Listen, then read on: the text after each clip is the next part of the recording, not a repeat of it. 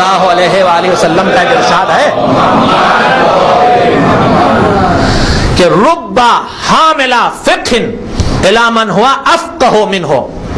پیغمبر فرماتے ہیں کہ ہم جو کچھ کہتے ہیں دین کی سمجھ کی باتیں, دین کے شعور کی باتیں, ارشادات نبی, حدیثیں, احکام خدا, فقہ, تو یہ فقہ یعنی دین کی باتیں, دین کی سمجھ کی باتیں, احکام خدا پر مشتمل ہماری باتیں پیغمبر سے سن کے کون سنتا ہے؟ سننے والا اگلی نسل کو منتقل کرتا ہے کہ پیغمبر نے فرمایا. یہ سننے والا جو فقہ کو, دین کو, حکم خدا کو منتقل کر رہا ہے, اگلی نسلوں تک پہنچا رہا ہے, یہ ہے راوی, روایت کر رہا. اب یہ اگلی نسل کو دے گا, اگلی نسل والا اسے پھر سنے گا, وہ پھر اگلی نسل کے حوالے کرے گا, وہ اسے پھر پڑھے گا, پھر سنے گا. آج جو ہمارے پاس معصومین کے ارشادات ہم نے ان سے تو نہیں سنے, ہمارے بزرگوں نے اصحاب ائمہ سے لے کے علماء تک نے ان کو ایک کے بعد ایک کے بعد سن سن کے لکھا ہے اور لکھ کے ہم تک پہنچا دیا ہے, اور آج کتابوں کی شکل میں ہم تک موجود ہے. سینوں میں تھا کتاب, کتابچوں میں آیا, بکلیٹس میں آیا, پیپرز پہ آیا, پھر وہ بزرگوں نے جمع کیا, کتابوں کی شکل دی, اس میں بہت کچھ بکھر گیا, ضائع ہو گیا. آج جو حدیث کے مجموعے ہیں یہ دھیرے دھیرے کر کے علماء نے جس شفاکشی اور محنت سے جمع کیا اس کا ہم اندازہ بھی نہیں لگا سکتے کہ ایک ایک روایت کے حاصل کرنے کے لیے ملکوں کا سفر انہوں نے کیا ہے, تب اس منزل تک پہنچے آج سے صدیوں پہلے. تو خیر میں کہنا یہ چاہتا ہوں کہ آپ جب حدیث یا روایت پڑھتے ہیں تو اس میں لکھا ہوتا ہے امام نے فلاں نے مجھ سے بتایا, ان سے فلاں نے, ان سے فلاں نے, ان سے فلاں نے, یہاں تک کہ اس نے امام سے سنا. تو اب امام سے بات چلی, ایک نے سنی, اس نے اگلے کو پہنچایا, اس نے اگلے کو پہنچایا, اس نے اگلے کو پہنچایا. حضور کہتے ہیں, توجہ فرمائیں گے, کہ اکثر ایسا بھی ہوتا ہے کہ ہم سے حکم خدا کے متعلق کوئی بات سن کے اگلی نسل کو پہنچانے والا جس تک پہنچاتا ہے وہ زیادہ بڑا فقیہ ہوتا ہے اس کے مقابلے میں جس نے ہماری بات پہنچائی ہے. میں پھر سے عرض کروں, فقہ کو اٹھانے والا یعنی اللہ کی بات, رسول کی بات, حدیثوں میں,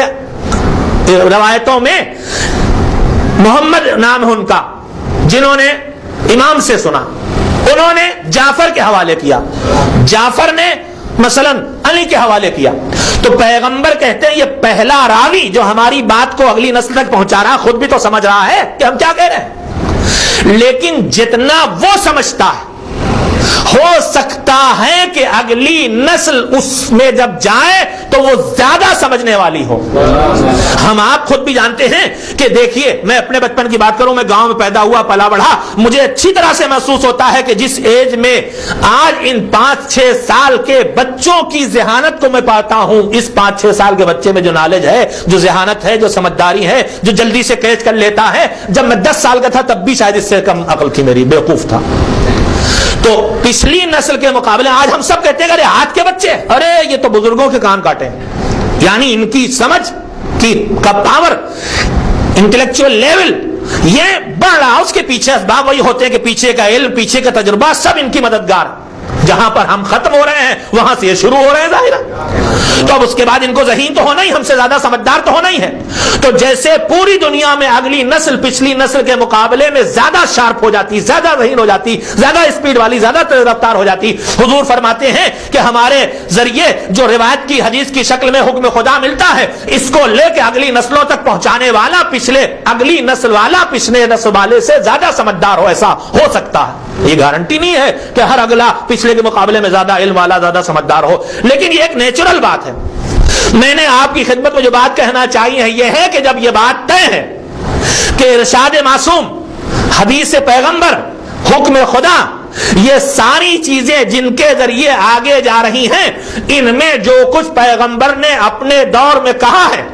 اس دور کا آدمی اس دور کے حساب سے سمجھتا ہے. جب اگلی نسل آتی ہے تو اس کی عقل بڑھ چکی ہے, وہ زیادہ مطلب پیغمبر کی بات سے نکال سکتا ہے, اور آگے جاتی ہے تو اسی سے ایک اور حکم خدا نکل آیا کرتا ہے. آخر آج جب یہ دور آ گیا ہے, اسٹیم سیلز کا دور ہے مثلا, تو آج اس کلوننگ کے, اسٹیم سیلز کے مسائل کو آج کا فقیہ انہی حدیثوں سے تو نکال رہا ہے کہ جو صدیوں پہلے نبی ائمہ نے فرمائی ہے, پیغمبر نے فرمائی ہے. آج سے 100 سال 50 سال پہلے کے فقہ کی کتابوں میں کہیں ان کا کوئی پتہ ہے؟ نہیں ہے ان مسائل کا، یہ پیدا ہی نہیں ہوئے تھے تو پوچھے کیسے جاتے، تو جواب کیسے دیا جاتا؟ لیکن انہی احادیث سے، انہی ارشادات معصومین سے آج کا فقیہ اس حکم خدا کا پتہ چلا رہا ہے۔ تو میرے عزیزوں مجھے کہنے دو کہ اگر پچھلی نسل کے راویوں نے ان کی باتوں کو یوں ہی منتقل کرنے کے بجائے اپنی سمجھ سے ٹرانسلیٹ کر کے منتقل کیا ہوتا تو پھر میرے پاس میراث میں اس فقیہ کی بات ہوتی، نبی کی بات نہ ہوتی۔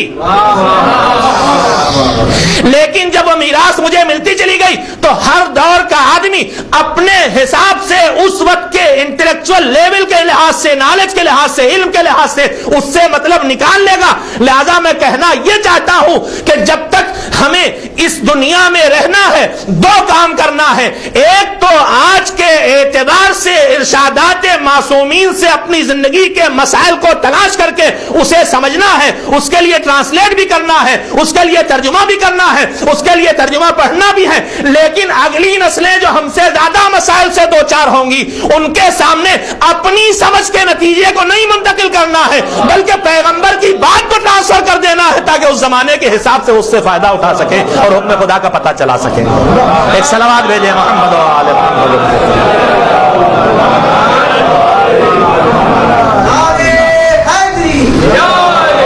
اللہ اپنے